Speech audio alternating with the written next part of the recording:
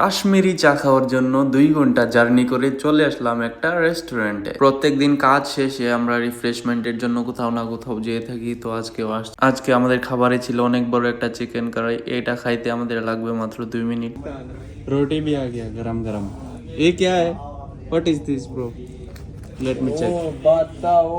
খাবার খেতে এসে এমন ভাবে বিপাকে পড়ে যাব তা ভাবতে পারিনি। তো আমি আমার বন্ধুদেরকে বলতেছিলাম, এই কে আয় ভাই, এত ওয়েল কেন? আমি যতই ওয়েল আর সুগার থেকে দূরে থাকতে চাই, ওরা আমার ততই বেশি আগ্রহ করে। আর আমি যখন চলে আসি এগুলো সামনে দেখলে আমার তো আর মাথা ঠিক থাকে না। প্রতিদিন খাওয়ার পরে মনে মনে বলি আজকে খেয়ে আর খাবো না, কিন্তু এটা শুধু রাত পর্যন্তই। সকালে ঘুম থেকে উঠলে আর এইগুলো মনে থাকে না। তো দেখুন আরেকটা রুটি চলে এসেছে। আমি আগে ভাবতাম আমি সবচেয়ে বড় শিয়ান, এখন দিয়ে আমার সাথেই বাস করে আমার চেয়ে বড় শিয়ান। এই হলো তার নমুনা। এমন শিয়ান বন্ধু বান্ধব যদি সাথে না থাকে তাইলে মজা আসে না। এত তেল এরা দেয় কিভাবে? এদের ব্যবসায় লস হবে না? খেতে আসলাম কাশ্মীরি চা, নিজের সাথে হয়ে গেল বিলাসিতা। চা দিতে না দিতে একজন সাইড করে লাইছে। আজকের জন্য এতটুকুই, দেখা হবে আগামী কোনো পর্বে। ততদিন ভালো থাকুন, সুস্থ থাকুন, আমাকে ফলো করুন।